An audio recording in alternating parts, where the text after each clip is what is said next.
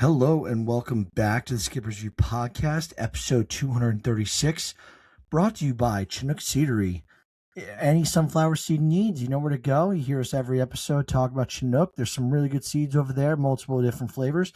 Use discount code, the Skipper's View, to get 10% off your sunflower seed needs. We got a lot of baseball to talk about, Hagen and I. We've been off for about 6 days, which crazy because it's the end of the off season.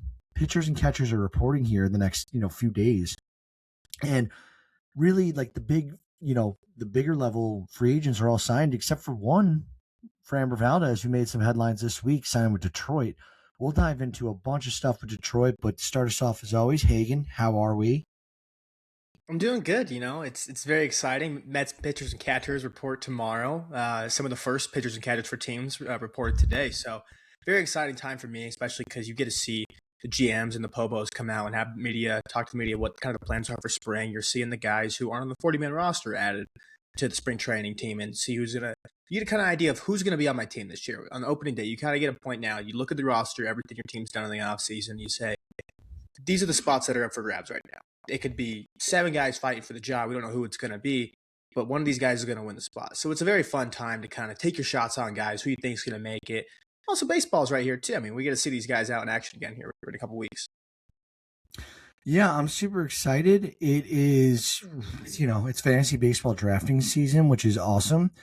Love seeing that. And I'm just, I told you right before we got on, Purdue was up a bunch of points at half against Nebraska. And wow, they went to overtime. So good win, though, for the Boilermakers. But let's dive into it because no one's here listening about college basketball. So that being said, let's start off with Framber Valdez. That's the big signing of the week. And Detroit also added on earlier today by adding Justin Verlander. So Detroit adds Framber Valdez, 3 years, $115 million. Let's break that down. What are your thoughts? Did you see him going to Detroit of all teams, Hagen? I want to hear your breakdown of Framber going for this money. This is a pretty big contract. I mean, yeah, like $38 million a year is a lot. I don't think I saw him getting that much. I thought he was going to get the 3 years. Probably felt like that when, especially this market late season, kind of felt like he just wasn't going to get the 5 years that he wanted to coming in free agency. $38 million surprised me a lot, but I do like it for Detroit because we know Skubal's not going to stay here long term after this year. And you get Framber Valdez, so you could have him for 2 more years after Tarik Skubal's gone now. And I really like it, too, because you could argue it's the best 1-2 punch in all of Major League Baseball right now with Tarik Skubal, arguably the best pitcher in baseball, and Framber Valdez, who's probably the best 2 right now in baseball now. I mean, it's a really, really good top 2. And pushes Jack Flaherty back a spot, who I'm not very high on. But you push him back, and he's the 3 or the 4 starter now with Justin Verlander in there. I mean, you add Verlander, too. I mean, you bring back a franchise great. I mean, probably the best pitcher in Tigers franchise history. One of the best pitchers in all of Major League Baseball history. You bring him back there for age 44 season, I believe, this year. So he's still pitching. I mean, in the second half, I know his overall numbers weren't great last year, but he 8 innings. And in the second half, I believe he had around like a 3.5 ERA, 3.8 ERA. So he looked pretty promising there in the second half. He just has a little bit of a home run issue. So if he can just keep the ball in the ballpark, he should be pretty fine there. I mean, it's also, too, you'd like to see these franchise icons go back to their original teams and finish his career out in Detroit, I would assume here. So that's awesome to see. Yeah, I Detroit, like the clear, and one of my buddies is a big Detroit fan, so I always like to go to him, like, what do you think their management's thinking? And it's very clear they are full betting that the young bats are all going to develop because they missed on Bregman. They did not sign any other big high caliber bat, and they're kind of running it back, like hoping Parker Meadows bounce back, hoping Gleyber Torres can continue his all-star ways. McGonigal, everyone in, with a Detroit zip code is begging that this guy's the next coming of the Messiah here in baseball terms. And they got Spencer Torkelson, they got Dylan Dingler. He's a guy who's underrated there. I think that Detroit is going to be super interesting to watch throughout the entire year. Simply that the pitching staff now with Tarik, I think Verlander being in a place he has some comfortability with, even though the age, like I know he's not going to be vintage Verlander, but who says he can't have a solid year? And he's not going to be asked to be the 1 or the 2, and like not even in a playoff game. There's no conversation in the year 2026 where it's like, oh, we got Justin Verlander in the roster. Do we start him or Skubal? Like, no, you're starting Skubal easily game one. And I think at this point, Framber Valdez has to be your game two guy, like without a doubt. The pressure is off Verlander. I think he could be really complimentary to these 1-2 in the rotation. The bad news is I saw Reese Olson looks like he's going to miss the entire 2026. So don't be surprised if Detroit goes and signs another veteran arm, but is like really small deal. Like don't expect anyone big, but like there's guys out there still that could get. I saw Walker Buehler still out there. I totally forgot. Like yeah, Buehler was not impressive in Boston, but or the end of his tenure with LA for that matter. But he also dealt with Tommy John. Like and I love Walker Buehler. He was a keeper for me in our keeper league for a little bit. So watch out for who Detroit's going to go and attack. I think they need to continue adding, whether it's veteran depth. And I think I predicted in my last article, Tommy Pham to Detroit would be really exciting, like getting some veteran outfield pop out there. I did like that Tommy Pham. Tommy Pham is just dude. He's a guy you want on your team. But we shall see. I just noticed now, by the way, this did not tweet out off the main account. I don't know why, but we're going to go anyway. It shows that we're live on the Twitter. So for those who are paying attention, sorry there's no tweet, but feel free to share it out, retweet it, or share the links with your friends. But let's talk about now the Verlander piece. I guess we covered that. Let's talk about the main horseman here, which is Tarik Skubal. So, Hagen, you had some really good coverage on this prior, and maybe you want to give a brief, 30-second what arbitration is, spiel, and then let's talk about Tarik Skubal in this historic arbitration case. Yeah, so arbitration, basically Major League Baseball, the team, once you come up and you're on the team, you have 6 years of team control before you can be a free agent. And you have to get the full year of service to get that full year of service time there, which, I mean, you can't miss more than 2 weeks on the roster throughout the full season. So at your first 3 years, you're selling league minimum. You're making $780,000 for the first 3 years. And then after that, you hit arbitration, which that's when you can negotiate your salary. The team puts their number in, what they think you're worth. You put your number in. But it's not open market. I mean, the record for arbitration the first year arbitration is Cody Bellinger at $10 million around there somewhere. So it's very low. I mean, you're getting a couple $1 million in your first year of arbitration, especially relievers. You're not going to get much money at all. And you build up to year 2, and it's a bigger jump. Then year 3, you can do that. And in year 3, you can compare yourself more to the free agent market on what it's worth there. And so that's what kind of happened with Tarik Skubal here. Obviously, the Tigers filed, I believe, $19 million, and Tarik Skubal filed at $32 million. And I honestly put out some numbers too. I mean, I didn't think that Tarik Skubal was going to win it all. I thought the Tigers were going to win this. And a couple reasons why. I mean, Jacob deGrom was the last pitcher to go back-to-back Cy Young Award winner and hit arbitration 3. That year, he's hit the highest raise from arbitration 2 to arbitration 3 in salary by $9.6 million. Skubal got $22 million raise. And I get that was 7 years ago that deGrom did that, but still, that's a huge jump there. And even too, the highest overall arbitration that someone's gotten was Juan Soto last year, or 2 years ago, at $31 million. But he was in a special case of a Super 2, they call it, where he gets 4 years arbitration. So he had a whole year ahead of Tarik Skubal there. So I thought it was pretty crazy that Skubal was asking for this price, but I guess you only have to get to the midline. So I guess the arbiters only have to view that, hey, Tarik Skubal, are you worth more than $26.5 million? If we think you're worth $1 more than that, you're going to get the money. If they think you're $1 less, the Tigers are going to get that salary. So I was surprised he won this, but that's good for Tarik Skubal and it's good for the players too, because down the road, if the guy goes up there like a Paul Skeens, it can improve his chances too of getting money like this. Obviously, not everyone's going to have back-to-back Cy Youngs like a Skubal coming into arbitration, but if they say, hey, this guy can get a $22 million jump, why can't I get a $10 million jump? So it's going to be pretty cool to see how this goes down the road. Yeah, thank you for that. And the big thing I would like to point out, Skubal, as good as he's been, he's still not a top 5 paid pitcher in baseball after this. And it's like, he's the best pitcher on the planet right now. 2-time AL Cy Young winner, back-to-back years here. And the guys in front of him, Shohei Ohtani, technically $70 million a year. Zach Wheeler, $42 million this year. We don't know if he's going to be ready for opening day. Framber Valdez, his teammate, just got awarded a $38.33 million a year AAV, and he pegged his catcher teammate in the chest last season. And then finally, you got Jacob deGrom, $37 million, well-deserved, and then Blake Snell, $36.4 million, well-deserved. So expect Skubal to be number 2 on this list, I'd say, starting next year when he gets his new contract, because he's not going to beat Ohtani's $70 million a year. But Skubal will be the highest paid pitcher in all of baseball following this year of arbitration.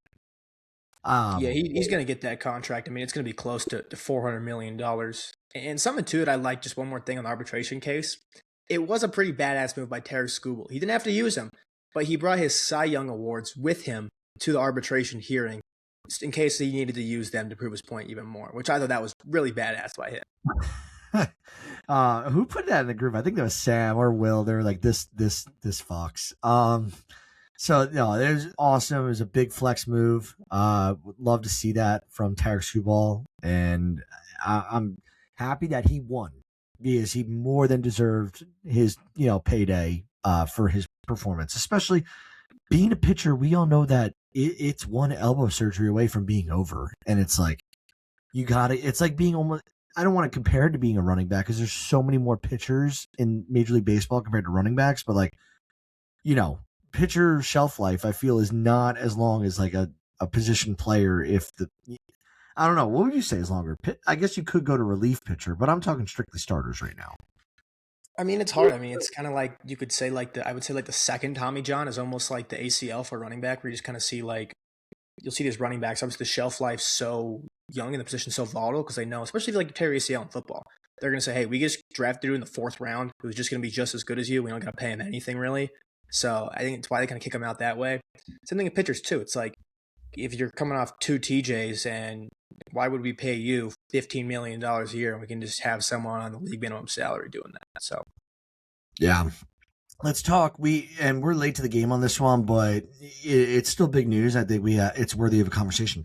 Let's talk about the Mariners, dude. Like, we have not talked since they executed this 3-way deal to get Brendan Donovan. And so in this deal, Donovan acquired by the Mariners. The Cardinals get Durangelo Senja, who's the 91st overall prospect. Ty Pete, who I have out of 75 card here that's autographed, and Colton Ledbetter. I thought he's a guy that a lot of people are big on in first-year player draft last year. And then the Rays got Ben Williamson out of this. What are your thoughts? I don't know Ben Williamson, but Sam seemed to be pretty big on Williamson. So what do you think? Do you think all teams made out like bandits here, or do you think someone got fleeced?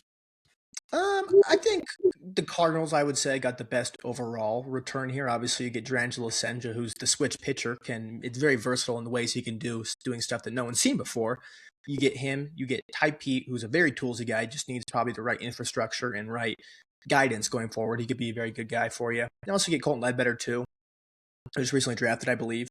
And then they get the 2 comp picks, too. The 68th overall and the 72nd overall. I mean, those are teams value those comp picks a lot. I mean, you're basically getting a 2nd and 3rd round pick right there on the draft. You're getting the bonus pool money, too, there. So I really love that from Chaim Bloom. He's one of the best talent finders and evaluators in all of Major League Baseball. He gives him 2 more options to go out there and find guys.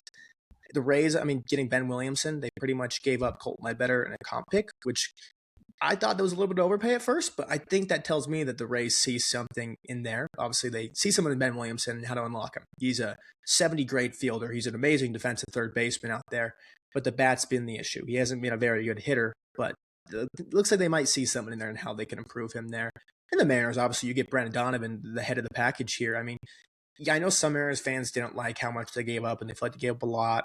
Obviously, 2 top prospects and a comp pick for Brendan Donovan, but this guy's a consistent 3-WAR player who can be a 4-WAR player for you. I mean, those guys don't grow on trees very often. I mean, they're pretty hard to come by, and you're going to have him there. He fits your need too. He has the positional versatility where he can play the outfield you need to. He can play third base. He can play second base. He can pretty much play anywhere you need to, depending on injuries or just however people are playing in the lineup. So I like that a lot. The Mariners also need another bat in this lineup too. Obviously, you don't have a Geno Suarez like you did last year. I know he struggled for him, but we saw in the postseason, he pretty much sent them to the ALCS with that grand slam he hit. So I like that for the Mariners there too. I do just kind of question is how is he going to fit in that ballpark, just because we know guys historically struggle when they get to Seattle offensively. But even if he steps down 5 to 10%, he's still going to be close to a 3-win player. So I like this from all sides, honestly. I just think that the Mariners, they got so much better with this Brendan Donovan acquisition. I don't think people realize, Brendan Donovan, like not only the versatility that he brings to the lineup, he also, I think, helps with the guidance of if people are paying attention to the prospects. Cole Emerson is a shortstop. He's 20 years old. He's in AAA at 20 years old. He's their number one prospect. He is going to be up this year. Michael Arroyo, he's a top 5 prospect from their last year's list.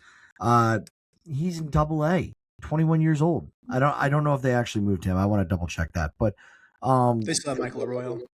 Okay, perfect. And then Cole Young is very young. Not to be like punny, he's 22 and a half years old. He's playing second base. So Donovan, who's going to slot in to play third, you got Cole Young at second, and now and JP Crawford at short. Depending how Cole Emerson fits into the playbook here, I think they got really deep in this lineup. You look at it: Donovan, Raleigh, Julio, Josh Naylor, Randy Rosarena. That's a lot of good bats to go against. It's a very good lineup, and that doesn't mention they have arguably, in my mind, the best rotation in all of baseball with an elite closer in Andres Munoz. Like, they get another, reliever or two. I think Seattle's golden right now. Like, they look really good, Seattle, on paper. But we could jump from that. Let's do a few news and notes, and let's go today. By the way, we're going to do something cool, different. We are going to run through the National League East rotations and ranking where we think they're at and why. And we'll do that on the next few episodes as we lead up to the season, going through the 6 divisions and their rotations. If we can get enough episodes in, we'll do the same thing for the lineups as well. I think we could probably do that. So let's start with just some of the news and notes. I'll run through these. So Boston, Milwaukee, they struck a deal. Caleb Durbin is going to Boston. So is infielder Andrew Monasterio, infielder Anthony Siegler, and a competitive balance round B draft pick. The Brewers are getting Kyle Harrison, David Hamilton, and a prospect named Shane Drohan. So we'll see. Watch Drohan become the next ace pitcher in Major League Baseball here. But I don't know. That's a cheeky little deal. I think Caleb Durbin's a really good player. I missed him when the Yankees traded him to Milwaukee for Devin Williams, and now he's going to Boston. So we'll see how much of a thorn in my side he's going to be this upcoming season. Do you have any comments on that trade, or am I free to keep going? You're free to keep going. I haven't really got much on that. Word. So we got Baltimore and Arizona struck up a little deal. Orioles got Blaze Alexander. D-backs got Cage Stroud. Pitcher Wellington Aracena. He was the 26th overall prospect for the Orioles. And then an infielder, Jose Mejia. It's a little deal. I don't know. We'll see how that comes out. The Rays signed one of my favorite free agents from this offseason, Nick Martinez. Had a fantastic 2025. He's older. I think he's 34 years old. So small deal, but Tampa always knows how to get the best out of their pitchers. So I think watch this be like one of the best signings of the offseason. That's my bet here. Tampa Bay, by the way, did you see the new renderings for the stadium? Yeah, it's really cool they have a new stadium now, especially right after they announced the Trop is fixed and they have the new roof. Yeah. What they say the roof was going to cost like $2 billion to fix or something like that. I think they spent $50 million on the roof to fix it. Wait, did I just say $2 billion? I'm so sorry. I am so sorry. I meant, yeah, way over. I'm not thinking straight. I thought they were like looking at a facility that will cost them $3 billion. That was like their first stadium talks, but renderings look cool. Go check those out if you haven't seen them yet. We'll saw Chicago White Sox sign Eric Fetty. Pittsburgh signs Marcell Ozuna, which you want to take a second to talk about Pittsburgh and their lineup? Yeah, I mean, Marcell Ozuna here, I mean, it was kind of a weird signing. Like, obviously they had Andrew McCutchen out there. They came out, they didn't really want him anymore on the team, which kind of surprises me. You think you'd want McCutchen there to kind of help your young guys there, but obviously you bring in Ozuna, who I'm very high on a bounce back this year. Obviously he was dealing with a hip injury last year, and his timing was off, and he was healthy. So I like that deal himself, and I like the bat himself, Marcell Ozuna. It just kind of doesn't really fit with the roster construction right now, just because, I mean, the outfield right now is Brian Reynolds, Ryan O'Hearn, and O'Neill Cruz. I mean, that's going to be a very bad defensive outfield. And then you still have like a Spencer Horwitz at first base. So like Ozuna's going to DH. He can't play anywhere else. So the DH is clogged there. So then you have to move a first baseman to the corner outfield. That's not really going to work out very well there. But I think with the Pirates, they're thing was almost just like we had one hitter that was above league average last year. Like genuinely, one hitter was above league average, and anyone who played for the Pirates and had at least 30 at bats last year, that was like 30 dudes, and they had one guy above league average last year. So I think they're just kind of saying that our offense was the third worst in baseball last year. Let's just sacrifice some defense a little bit just to get some bats in the lineup now. And obviously they did that. You added Brandon Lau, you added Ryan O'Hearn, you added Marcell Ozuna, and you had like a Jake Mangum and the password on the bench there too. So they improved their offense a lot. I still don't think they're anywhere near close to a playoff team. Was debating that earlier today, but I don't think they're anywhere close to a playoff team. I think this is more just Bob Nutting saying when Paul Skeens is gone that, hey, I spent the money. I tried to compete when Paul Skeens is here, but they could be at least close to an 80-win team, I think. Yeah. Ozuna, last year he's with I think new face, new city. I think this is a win-win for both teams. I think, Atlanta, the Marcell Ozuna days were just over with. They needed some new faces in the lineup, and they had to shake things up a little bit. Might as well let go and not try and re-sign the aging veteran versus all the younger guys you have on these awesome team-friendly contract extensions. So I like it for Pittsburgh, and most of all, like, I truly, compared to like the Otani Angels, like, we'll call it the Otani Angels rehabilitation period, where the Angels are like, oh, we're trying to get guys to keep you along, and like, I think Pittsburgh is actually signing the dudes that they can sign. Like, they're not going to get the Juan Sotos of the world. It's Pittsburgh. It's not like a bad city. It's more of just like, they're not going to pay until they get new ownership, and one of the more richer, wealthy people from Pittsburgh area decides to buy the team and get Bob Nutting out of there. I think that it's simply like, this is what you got to do. You got to find patchwork. You got to find veterans on contracts that you can afford. And like, you just can't let these things be stagnant, though. And that's what the Pirates were doing. It didn't seem like they were caring, like, to sign guys. That's how bad it felt. But I do like this. I when you think about the Pirates lineup now, and you think O'Neal Cruz, think Brian Reynolds, Marcell Ozuna, Brandon Lau. There's just now some names to complement the pitching. On top of that, I think we had Pittsburgh. They also added Jose Urquidy to a $1.5 million deal, a veteran right-hander, so he's going to help them out in the back of the rotation. Miami, they decided to sign Chris Paddock, veteran guy. I'm curious to see what Peter Bendick sees in Paddock at this point, but we shall see. Are you a Chris Paddock fan? I'm not really a big Chris Paddock truther here. All right, yeah. So we'll see. Especially now that he's playing against your Mets 18 times a year. The Yankees did exactly what I thought they were going to do. They re-signed Paul Goldschmidt. What did I tell you? They love signing their old aging veterans who are way past their prime. But, Hagen, you saw I got attacked about my top 10 catcher rankings this year, where I put Ben Rice as a catcher instead of first base. I did this strategically because at the time I thought the Yankees would go invest in Paul Goldschmidt or Luis Ariz. Obviously, Luis Ariz didn't go to the Yankees. And now Paul Goldschmidt is with the Yankees. I know that it's going to be a platoon situation, probably days, where they want to let Austin Wells get a day of rest and Rice will go behind the dish and then Paul Goldschmidt will play. I think depending how Austin Wells hits, if he has another mediocre year and Ben Rice is able to catch, why are you going to give up Rice's bat over Wells and let Goldschmidt, for defensive purposes, who's probably the best, defensive first baseman on the roster at this point, he's going to play. They signed the veteran for a reason. And Goldschmidt, yeah, was he great? No, he wasn't great with the Yankees, but I do think that the Yankees are going to play him more than people think. And that being the case, last year he had 274. That's not bad. That's like, I don't know. Am I crazy to think Ben Rice is going to be behind the dish more than everyone else? Am I ahead of the curve on this, or am I just completely an idiot? I would say I think Austin Wells is still going to catch around 100 games this year. I think Ben Rice will probably get like 30 to 40. The only issue is with Rice is just that he's just not a good defensive catcher, and he just hurts so much. And Wells is not a very, very good catcher defensively. But the thing with like Goldschmidt is he's obviously has to be a platoon there at first base, if you want to put it that way. But like Ben Rice is going to be in the lineup every single day. I mean, this guy is insane. He should be in the lineup every single day.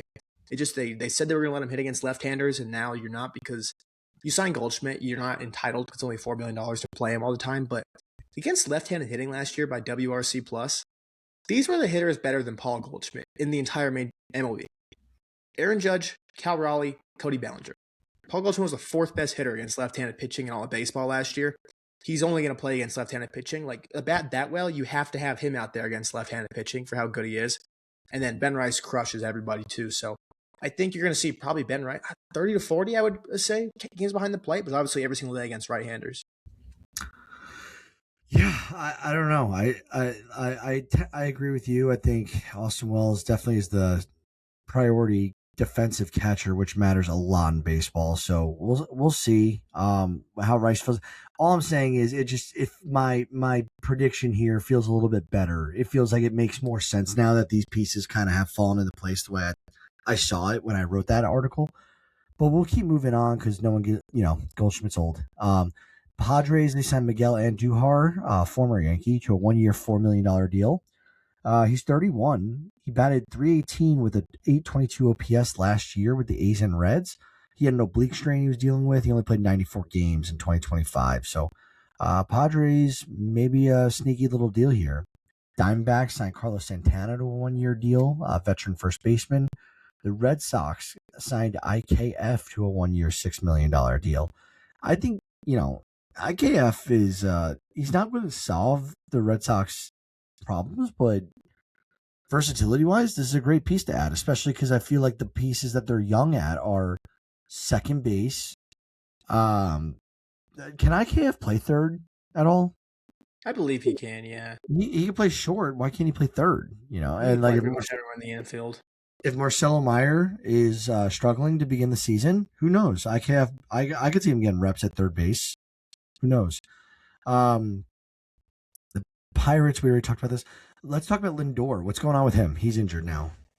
Yeah, so David Stern had a press conference, and he started off by saying Francisco Lindor has a broken hamate bone. He's going to meet with a specialist tomorrow, so they'll know by tomorrow night if he's going to need surgery or not. The good news is, if he is going to get surgery, he's only going to be out 6 weeks, which puts him right at opening day. The Mets are very optimistic he'll be fine by opening day. They said that he'll be able to, like, at 4 or 5 weeks, he'll be able to get some game action. So the ABs will be worked up there a little bit. But the only thing that does kind of suck is Lindor is kind of a guy who normally starts off a little bit slow, takes a little bit to get going. So if he does kind of pushes him back a few weeks, it does suck that way. But nothing too concerning. I mean, then also with the Mets, too. I mean, they signed MJ Melendez. Surprised me a ton. I mean, I'm only $1 million. They give him a big league deal there. So he might take that last bench spot for the Mets they have right now and play some outfield out there for him. Or he has an option still remaining, so maybe they just want to send him down to AAA and try to work on him and find something. Yeah, I hope he's healthy because I really do like me some healthy Francisco Lindor. The Mets also agreed to a big league deal with MJ Melendez. Were you shocked by this, Hagen? Yeah, I was pretty shocked by this when it happened. It came out of nowhere. Is he going to play outfield or catcher for you guys? Outfield, but he'll probably get option on the AAA or he takes that last bench spot. Okay. MJ Melendez was a highly coveted prospect out of the Royals camp, I remember. We'll see if he's able to tap into that potential with the Mets. What else we got before we go into the rotation pieces? Anthony Santander out 5 to 6 months with shoulder surgery. That's a real bummer because, it like Toronto now, since they signed for that deal, has not been worth, the juice ain't worth the squeeze. We should say that. That sucks for Anthony Santander. This really affected my rankings for later. Like I said, we're going to be talking the NL East. Spencer Schwellenbach of the Braves, he's expected to miss significant time because of inflammation in his pitching elbow, which sucks. I really like Spencer Schwellenbach, and I was hoping for the Braves to finally go into the season fully healthy and avenge these last 2 years of the slander that they've drawn from fans because they've been lackluster and haven't been healthy. Finally, Terrence Gore passes away, 34 years old, which is and I'll be totally honest with you, Hagen. Did you know Terrence Gore, who he was? I did not Yes. know. I did not know who he was, but he's 2.5 years older than me, and this was a routine surgery supposedly that was the cause of death, and something obviously something went wrong. He's a three-time World Series champion with the Royals, the Dodgers, and the Braves, despite not playing a single regular season game of those years. This is nuts that I didn't know who this guy was. Real speedster. He would come in for base running. Um, sad news. Gone way too early. Last thing, 6 more teams officially had their TV broadcast taken over by MLB following Main Street Sports Group, which carries games under the FanDuel Sports Network banner. So it seems like more and more teams are getting away from their individual contracts and everyone's going to go to MLB. I think this is the way to be. I think the MLB needs to take over the broadcast for all these games and just like hire hosts. I don't know all the inner workings of these contracts. Do you have anything to comment on the TV contracts going on with these, teams right now? Honestly, not really. Just kind of know that it's got to get fixed at some point. Obviously, it's been a lot of issue because these are the guaranteed revenue that these teams are going to get, and it's pretty hard as an owner and stuff like this to say, hey, we're not going to have our $25 million guaranteed. We don't know what our TV deal is going to look like. I can't just go spend $25 million out there because I don't know how my costs are going to be from revenue this year with my team. So it's kind of hard on that aspect of it. So it's just nice to get that finalized in, and they have like we know the money we're going to have now. Yeah, and so the teams going now are the Royals, the Reds, which I knew the Reds were a problem. I knew a lot of people around here in Indy were pissed about that. A lot of Reds fans in Indianapolis, by the way. It's only like an hour and a half away, I think, like driving wise. It's not far. The Marlins, the Brewers, the Cardinals, and the Rays. So that brings the total number of teams to have MLB take over production to 13. So we're almost at half the league is now going to be under MLB. And the sooner the better. Like the NFL, the same shit. Like it's ridiculous. I have to have Netflix or Amazon to watch a game, and then whatever Fox and cable that you need YouTube TV. It's all over the place. And these big sports leagues need to get it figured out for their fans. Like it's not easy on the wallet, and obviously all they care about is turning a profit. So don't know if anything's going to change anytime soon, but maybe some government intervention could help with that. Who knows? So let's get to our discussion. NL East rotations and what I wanted to do with this, Hagen. This is a new concept what I brought in for this episode, so we would be more rapport and back and forth here. I want to just walk through, the rotations of the NL East, kind of rank them and like why we have them where we're at. Just a quick glance, I think, based off, today's news. I'm sure that affected you as well. But it seems like we have pretty similar rankings for the East, at least. Let's start off, I guess. Do you want to start off with your number 5 team that you got, which is, I guess, the easiest one? Yeah, I mean the number 5. I think you could put it in probably arguably the worst in all of baseball, the Washington Nationals right now. I mean, right now the rotation is Cade Cavalli is the ace of that rotation, to go alongside Brad Lord, Jake Irvin, Josiah Gray, and Foster Griffin. This rotation is awful. It's terrible. And remember when Josiah Gray was like, "Oh, he's going over in the Soto." I think it was the Soto deal, right? It was who was it? It might have been the Manny Machado, Trey Turner, Max Scherzer deal. It might have been actually. I think it was the Trey Turner Max Scherzer deal that I didn't remember. But like, he was supposed to be something for LA, and now LA. If he was in the LA system, he wouldn't be their 15th option to start a game for them right now. Like that. That's like how the Dodgers turn and burn their prospects and get either A, MLB talent, or B, better prospects. They move them at the right time. So the Nationals rotation, it's my last one as well. It's embarrassing. They need we all know the Nationals, like the management there, it's intriguing, and there's a lot of people out there who have high hopes for the Nationals in the next coming years of like putting together a core surrounded. Obviously the focal point would be James Wood. I don't see it happening. I don't think the Nationals prospect system is all that great. I'm trying to like think who I even know there. Off the top of my head, I'm not looking at it, but sorry, I got an itchy nose. it's embarrassing. And I think that the Nationals, like, I get it. You sold the team, you sold out to win a World Series, which I respect. But now it's time to, the Juan Soto, Bryce Harper days are long gone from the Nationals. The Max Scherzer days, even. They need to figure it out and quickly because they're going to become the Rockies here. Maybe not as bad, but they're going to be pretty bad. I mean, yeah, they got Paul Taboni in there now. Obviously, new president of baseball operations. He should be able to turn things around. They're a very smart guy. He got some good arms in there. It just the Nationals, in my opinion, don't really deserve to be talked about this year. Like I know that sounds bad. They're a Major League Baseball team. There's a lot of fun guys on the team, but they're just. I think they're arguably the worst team in all Major League Baseball this year. In the rotation, I will say, a guy, Foster Griffin right now. I don't know. A lot of people don't know that name. He signed over from the KBO this year. I think this guy could probably lead this team in WAR pitching wise. I mean, signed for I think $5 million for a year. He's a left-hander. I think those like low 90s. I think he could throw some ground balls, eat some innings for him, and throw to like a 4 ERA and give him like 2 WAR, which would be great. But infrastructure too, it's going to be a year development for the Nationals. Yeah. So why don't you go with your 4th-ranked rotation in the NL East? Let's hear from you on that. Because I have a different one. This one's going to piss a lot of people off. I mean, I think if I even put him 3rd, people might get a little upset at it.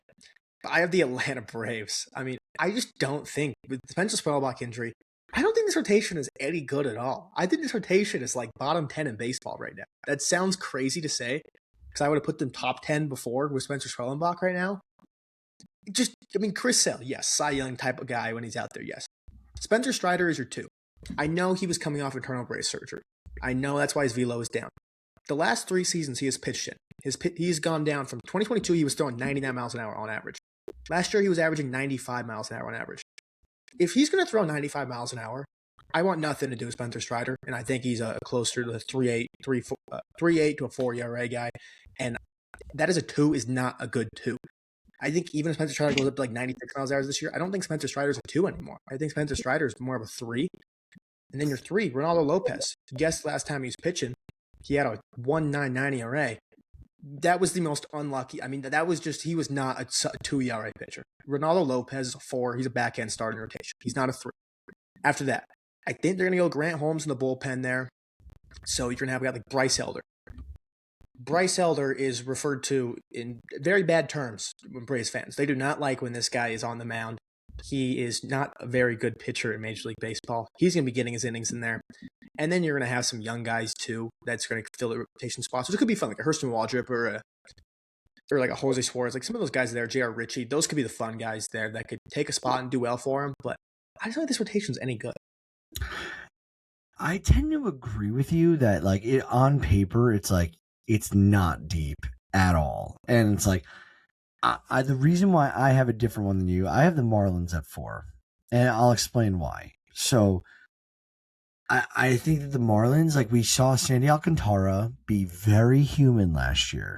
We know he's coming off the surgery from the year prior, and it was expected.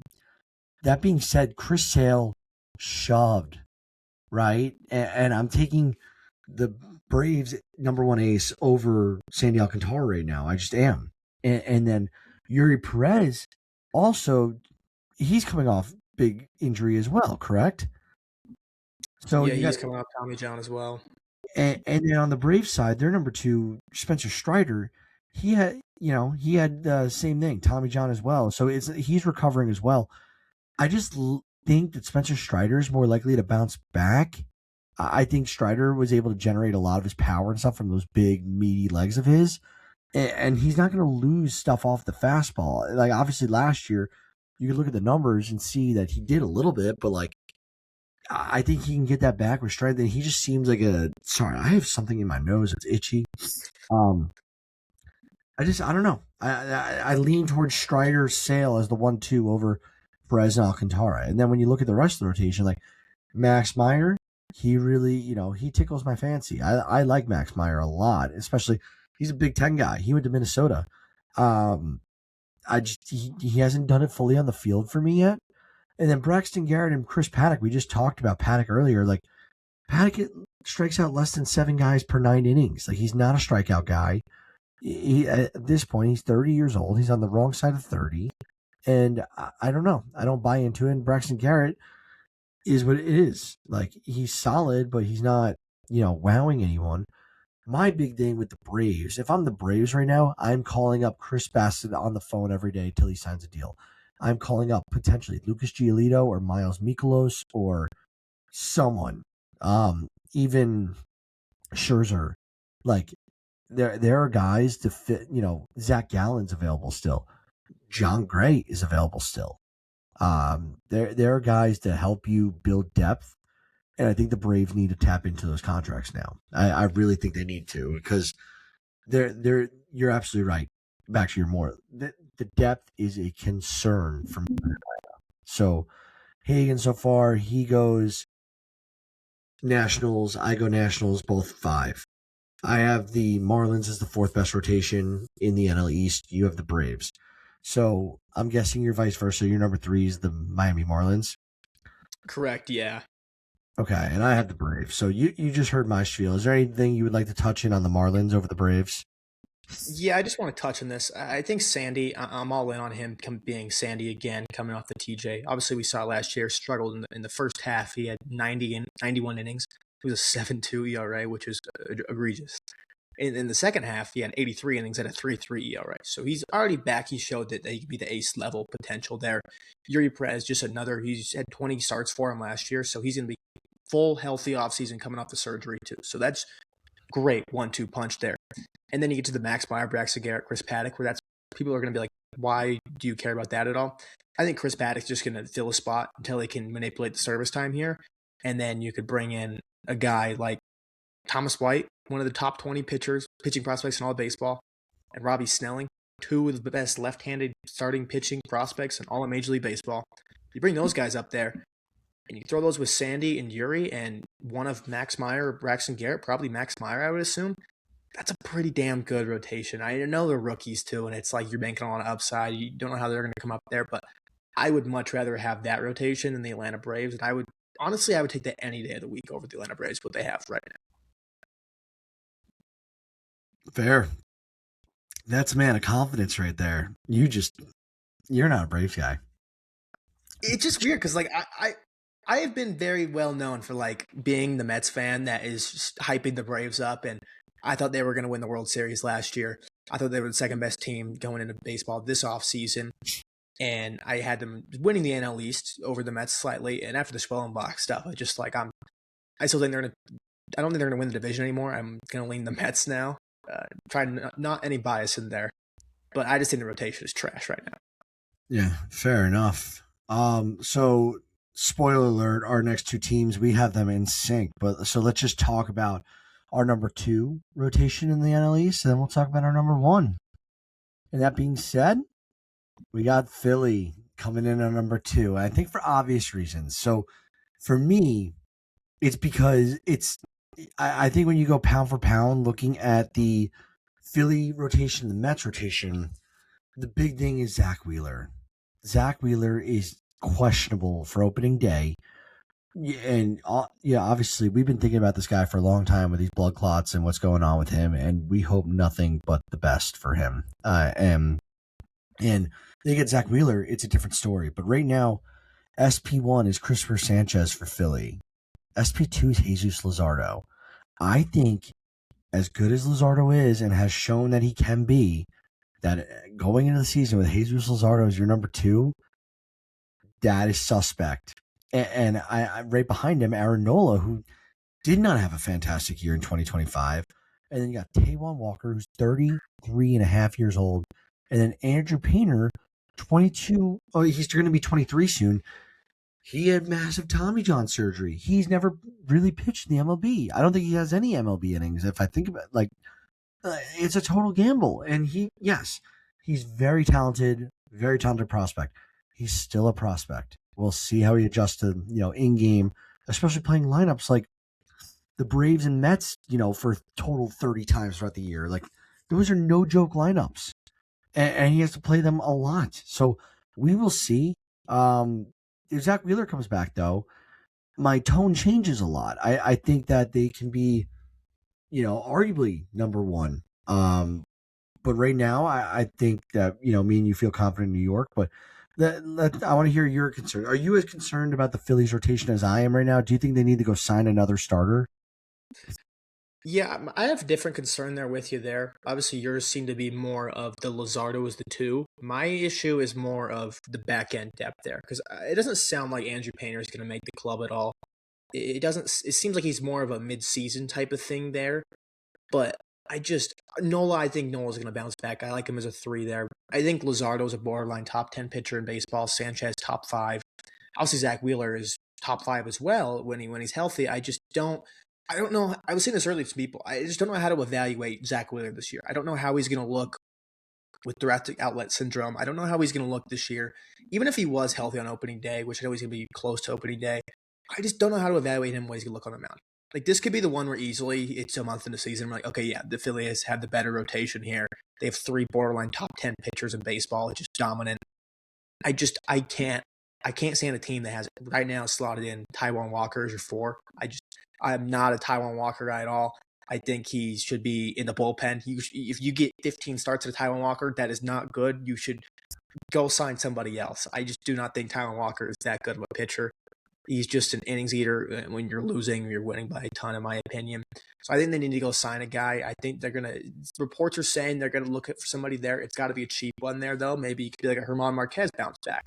Maybe if you can get a guy out of Coors there. So I think they need to just sign somebody who can eat some innings for him and not be Taijuan Walker. And for a decent price, it's not too expensive for them right now. And I think they can find guys like that right now. But it's just so hard. If Wheeler was fully healthy right now and we had no injuries at all, I think Phillies won. Damn, what Taijuan Walker ever do to you? Nah, I'm kidding. But no, I get what you're saying. I've heard Chris Bassett's being tied to Philly, so wouldn't be surprised. I'm not gonna be shocked if Philly adds another starter. They're not probably gonna add two. It'll probably be one if it's Chris Bassett, and then, yeah, it would give Taijuan Walker more eligibility to come out of the bullpen for those days where they, give up 7 runs in the first inning, like during the dog days of the season. So finally, we come to our last talking point in the episode, our number one rotation in the National League East. Maybe we could also do a top 10 rotations in baseball, you and I, on an episode, like going through these afterward, and we'll vote on it. But actually, we'll have to have Dean's input because can't have two-way vote. But let's talk about the Mets. So the Mets, by the way, I almost bought you an autograph this weekend of David Peterson's. It was just a little too much money for David Peterson. I was like, hey, you will understand. I'll give him another one. But I will understand that. Yeah. They go out, they go get their guy in Freddie Peralta. That Nolan McLean looks like the future. David Peterson, he's a really good pitcher. Clay Holmes, we know what he's made of. Sean Manaea's kind of got a question mark at at age 34 now. And then Kodai Senga, with the injuries from last year, he's 33. So they got 6 pitchers. They're pretty deep. I think, and Hagen, do they have any I know they moved Sproat. Do they have any other guys pitching-wise that are like close to the majors that are starters? Yeah, the two that would be right away would be Jonah Tong, but I think they're focusing more on his development. They're not going to rush him up. They're going to focus on his development. He needs development. I don't factor him into the team really that much at all this year. Then you also have Christian Scott, too, coming off internal brace, but I think he's going to be in AAA, too. I think if one of these guys right now went down, like probably a Senga out of any one of them here, I think they'd probably just go to Tobias Myers, who's in the long man right now in the bullpen. I think they would just do that there and continue the 6-man rotation because Tobias Myers is not a bad back-end guy by any means there. And they're said today they're going to stretch him out, keep him starter length so they can get him fill starts if we need to. Yeah, I feel really good. And like I'm from New York originally, for those who don't know, that listen to the show. I'm a Yankees fan, and I've been listening to Mets fans for years, like complaining about health or whatever. I think this is the year that the Mets are going to. Well, I think the Mets are going to get to the NLCS. I obviously I can't just say they're going to get to the World Series because the Dodgers are still really, really freaking good. But the Mets, like, they made a lot of right adjustments, and I trust Nolan McLean for some reason. Like, I'm in on him. I think that Freddie Peralta's a dog. I think the Mets could go get one more guy, or they go the Tobias Myers route and just make him the 6th guy or 5th guy in the rotation, depending on what injuries occur during the year. But Clay Holmes being a 4-5, like David Peterson being a 3-4 now, adding these guys, it's a deep rotation. And I think with the offensive firepower of like the Mets lineup, yeah, sure, you lost Alonso and you lost Nimmo and you lost McNeil. Name all the guys you gained this year, Hagen. Luis Robert Jr., Marcus Simeon. Who am I missing? Off the top of my head, I'm sorry. Bichette, Jorge Bichette, oh my Polanco. God. And that's not even counting Carson Bench, the number, I believe, 15 prospect in all of baseball is going to be in the corner outfield for him. Who everyone seems to love Bench. It's not a New York thing. Like there's New York bias around prospects, and then there's like actual hype. And I think Carson Bench has actual national attention. A lot of people, like, no matter the podcast, no matter the newsletter or what outlet you see, anyone who's talking about Carson Bench, that outlet seems to have a very positive outlook on Bench. And he's not going to be your typical Yankee, like 16-year. I shouldn't just call out Jason Dominguez here, but you know what I mean. Like, Yankee guys get overhyped. I don't think Carson Bench is getting overhyped here. I think he's going to be the real deal. So that's it, for us. Thank you for listening as always. Hagen, any last thoughts before we get out of here? Yeah, just real quick on the Mets rotation there. I just want to say, I think obviously you get Freddie Peralta there. They needed a frontline guy there. I don't think Freddie's a true ace by any means. I think he's a very, very good two, though. But you pair that with Nolan McLean, who's going to be a rookie, and I view him already as a top 25, whatever, pitcher in all of baseball. And like you said, Sean Manaea there, he was the big question mark. Who right now is slotted in as the 5. Manaea, I think, is going to be the opening day starter for this team. I think he's going to be there over Nolan McLean, over Freddie Peralta. I am all in on a Sean Manaea bounce back this year. People have written him off way too soon. Rightfully so. I can see why they did that. His underlying metrics last year, I don't want to be a nerd and just say all his expected stats. His underlying stuff was better than it was when 2024 happened, when he was the Mets ace in the second half after he dropped his arm angle. He was a top 15 pitcher in baseball in the second half of 2024. And a big reason why they went to the NLCS in Game 7 with the Dodgers. I mean, nothing changed last year either from all his pitches, all that. His sweeper got more vert to it. Like, that really was the only thing that really changed. Everything was the same there. He was hurt from literally, he was just behind the 8 ball from spring training. Got hurt at this time last year. And then when he came back, he could only throw 3-4 inning splits, and the team needed pitching really bad. They had 4 or 5 starters go down, and you just had to throw him out there. And he was trying to come back from an injury, and it just wasn't really working. Everything was working against him, and it just kind of got screwed over last year. I think to just wipe that slate clean and to be healthy this year, I think Sean Manaea is a 2 still. I think Sean Manaea is exactly what he was in the second half of last year. Maybe not as good, and he looked like a frontline pitcher, but I think he's a 2 in the rotation there, and I think a lot of people are discounting that a lot. And then you pair that with Clay Holmes and David Peterson, who can each give you 170 innings at a 3.6 to a 4.1 ERA around there. That's 2 very good things there. And Kodai Senga, what are you going to get out of him? If he goes down and Tobias Myers comes in, or Christian Scott maybe, fine by me. I think I like those guys too in a 6 spot in the rotation there. But Senga does have the upside. I mean, he had about, I think it was 35 starts he had in his career, maybe close to 40 that he had of being a really good pitcher, an all-star level pitcher. And he's only had 7 starts, I believe, that have been awful last year. And everyone just thinks this guy sucks and he's out of Major League Baseball when he was hurt, when those happened. I think this is no bias. I just think the Mets, people have written off Sean Manaea and Kodai Senga too early. Yeah, I'll agree. Cy Young 11 in 2024 with the Mets. He's proved he could pitch in New York. So I think that's a good take. I don't know if I fully agree with you, but I think it's a good, good way outlook to have on it. I think it's a solid take, and I love it as an optimistic view for the Mets. But that's going to round out our show. And I almost ended the show earlier without hearing the Mets fans' take on the Mets rotation. That was really dumb. Thank you all for sticking around. I see we got a bunch of you still listening in, so appreciate that as always. Thank you for listening. Follow us on social media and grab your merch off our store. We got articles coming out every day, and please just consider subscribing to the website. I think it's like $5 a month. We never do ads. That's our big thing. So it helps us out. It gives us a little bit of support as well as we continue to build this platform. And outside of that, bye.